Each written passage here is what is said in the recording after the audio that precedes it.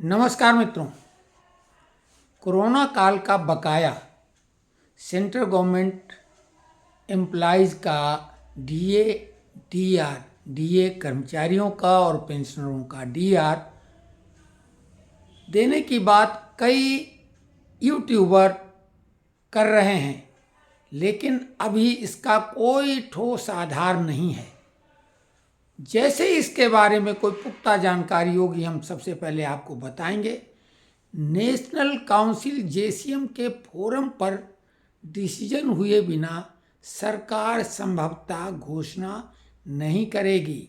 हाँ, दिल्ली के चुनाव में लोग उम्मीद कर रहे हैं, तो वो तो अब 5 फरवरी को वोटिंग है और ऐसा भी लगता नहीं है। तो खैर, बात पैसे की शुरू की और कुंभ के मामले में जो त्रासदी है, विपक्षी लोगों को मौका मिल गया है, लेकिन ये भी खबरें आ रही हैं कि इस हादसे के पीछे कुछ लोगों का हाथ है। कोशिश की जा रही कि ऐसे लोग पकड़ में आए। ये भी खबर आ रही है कि कोई और भी इस तरह की भगदड़ का हादसा हुआ, लेकिन उसमें किसी की मृत्यु नहीं हुई है। 30 लोगों की मृत्यु हो चुकी है, इसकी अधिकृत घोषणा हो गई है। ईश्वर उन सभी दिवंगत आत्माओं को अपने चरणों में स्थान दे। तो कुल मिला के जो हमने शुरुआत की 18 महीने डीए एरियर के भुगतान के संबंध में आर्थिक मामलों को लेके, तो आज राष्ट्रीय और अंतर्राष्ट्रीय स्तर पर हम केवल आर्थिक मामलों की बात करेंगे। अमेरिका ने, डोनाल्ड ट्रंप ने जैसे ही 20 जनवरी को शपथ ग्रहण की, हमने कहा दुनिया का सिनारियो बदल जाएगा, और वही हुआ। जितने देशों को अमेरिका आर्थिक मदद मुहैया कराता था, सबकी बंद कर दी, केवल 2 देशों को छोड़कर, इजराइल और मिस्र। यूक्रेन का भी नाम उसमें नहीं है। एक आश्चर्यजनक बात है कि जो सबसे ज़्यादा पिछले 2 सालों में मदद अगर किसी को अमेरिका ने दी तो वो यूक्रेन था, लेकिन यूक्रेन का नाम उन 2 लोगों में नहीं। फिलहाल यूक्रेन की मदद बंद कर दी है और उस पर अलग से कोई निर्णय लिया जाए। इसी बीच में आपको एक चीज़ और बताते चलें, कपूरथला हाउस जो पंजाब के मुख्यमंत्री का अधिकृत दिल्ली में निवास है, उस पर इलेक्शन कमीशन ने छापा मार दिया है। तो इस छापेमारी की कार्रवाई में लिंक उस कार का जोड़ा जा रहा है जिसमें उस कार में रुपए और तमाम चीज़ें आपत्तिजनक मिली थी। तो खैर, ये अलग बात है, आगे क्या होगा। लेकिन आपको बता दें कि बांग्लादेश और पाकिस्तान का जो अमेरिका ने रसद पानी यानी आर्थिक मदद बंद की है, तो दोनों की हालत पहले से ही पतली थी, अब तो खस्ताहाल होना तय हो गया है।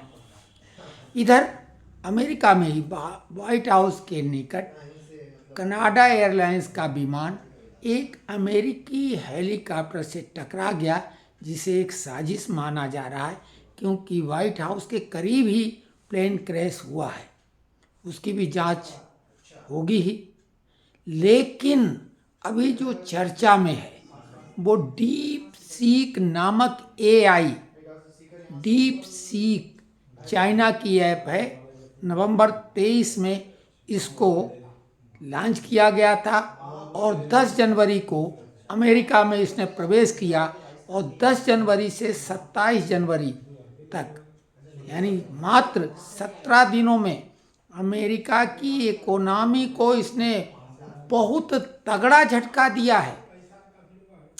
आपको बता दें, निविडिया जो कि सबसे बड़ी सेमीकंडक्टर चिप की मैन्युफैक्चरिंग रिप्यूटेड कंपनी है, जो हाई क्वालिटी की सेमीकंडक्टर चिप बनाती है, उसको लगभग आधा ट्रिलियन से ज़्यादा का नुकसान हो चुका है। और पूरी अमेरिका की जो इस तरह की कंपनियां हैं, उनको $1 ट्रिलियन से ज़्यादा का नुकसान हो चुका है। आप अनुमान लगा लो, अमेरिका में भूचाल आ गया है। और ये जो कंपनी है अमेरिका की डीप सीक, ये कंपनी लियान बेनफेंग ने 2023 में बनाई थी, एक सामान्य आदमी, और फ्री में ये चैट जीपीटी है, एक कंपनी ऑलरेडी है एआई की, उसी तरीके की ये चैट कराती, बेहद सस्ती।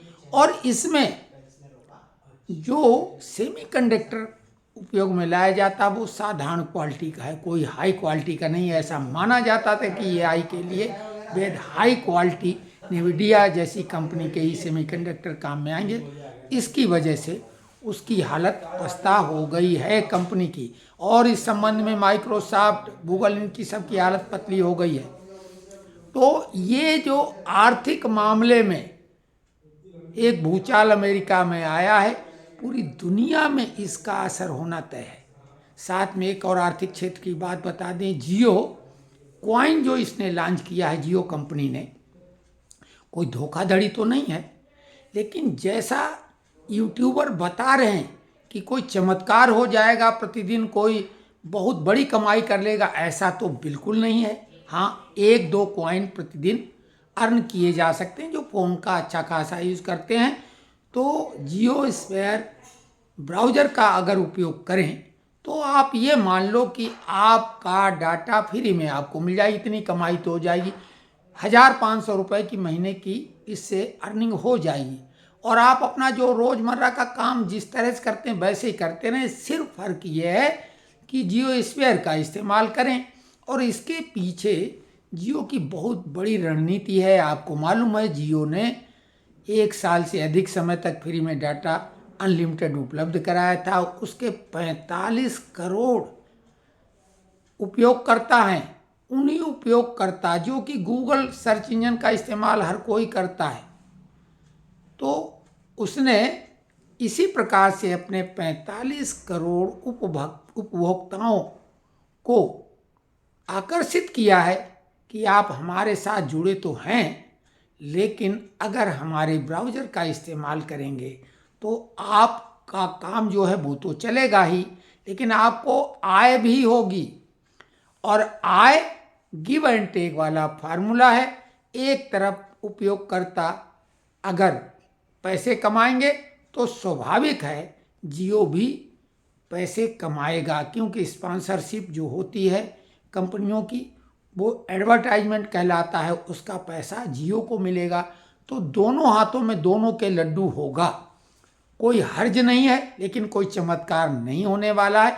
हमने आपको बताया था कि क्रिप्टो करेंसी की दुनिया में 2019 में पाई ने पदार्पण किया था मोबाइल के द्वारा माइनिंग की, और वही अब तक सबसे सक्सेसफुल अधिकृत क्रिप्टो करेंसी के रूप में अपनी साख बना चुकी है।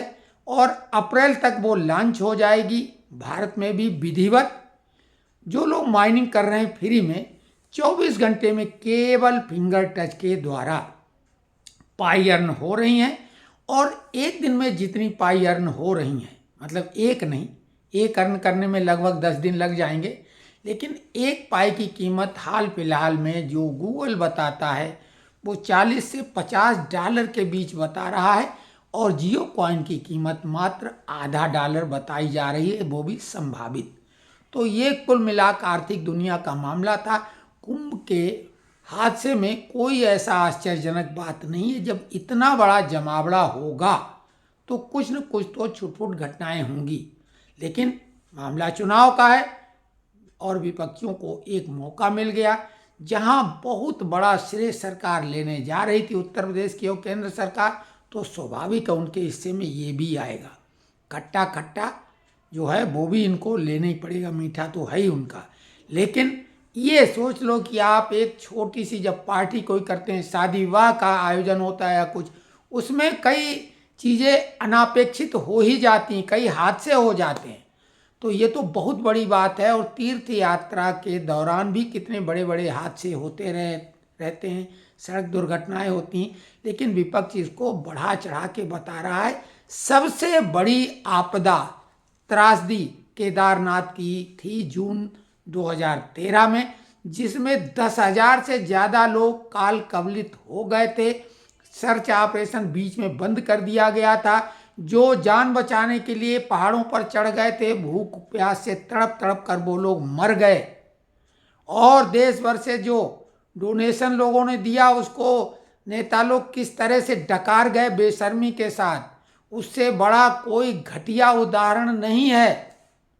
तो कुल मिला के वर्तमान में तो हिंदू पक्षधर सरकार केंद्र और उत्तर प्रदेश में है, उससे जो भी बन पड़ेगा या बन पड़ रहा है वो कर रही है।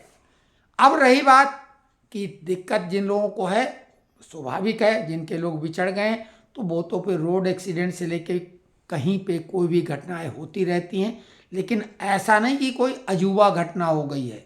उसकी व्यवस्था पहले से की गई थी कि भगदड़ ऐसी मची। पहले लोग डूब जाया करते थे, इस बार ऐसी व्यवस्था रोबोटिक ढंग की गई है, किसी को डूबने नहीं दिया गया। एक भी हादसा सुनने को नहीं मिला है कि कोई डूब गया हो। आग दो दो बार लगी, आज भी आग लग गई दिन में, कोई भी हताहत नहीं हुआ। लेकिन वो तो रात में लोग वहां कब्जा करके जबरदस्ती व्यवस्था के खिलाफ सो रहे थे, भगदड़ में वो लोग कुछ ले गए।